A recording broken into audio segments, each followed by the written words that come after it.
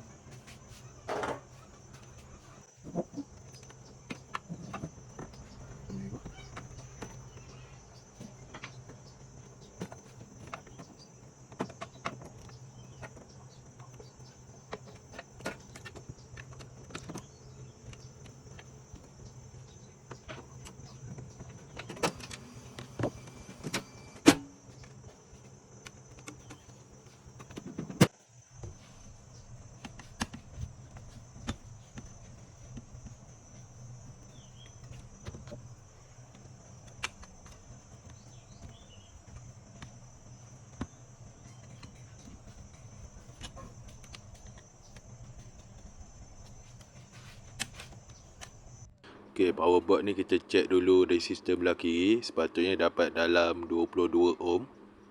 Dapat bacaan, jadi resistor belah kiri okey. Check belah kanan, sepatutnya dapat dalam 220 kilo ohm. Yang ni tak ada bacaan. Aku suspek resistor ni dah putus lah. Kita buka dulu dan kita check. Resistor belah kanan ni confirm putus. Ini aku dah bawa keluar.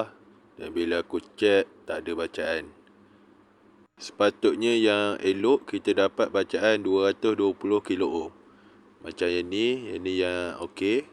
Kita check dapat dalam 220 kilo ohm. Okey, dah ganti dengan resistor baru. Kita pasang semula board dan kita try on.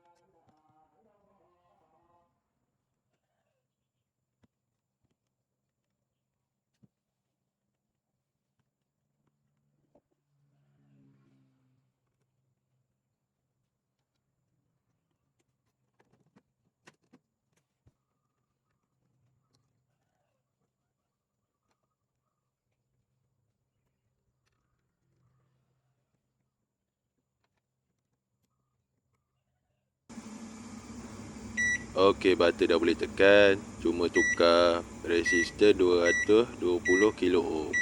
Itu saja video untuk kali ini. Terima kasih.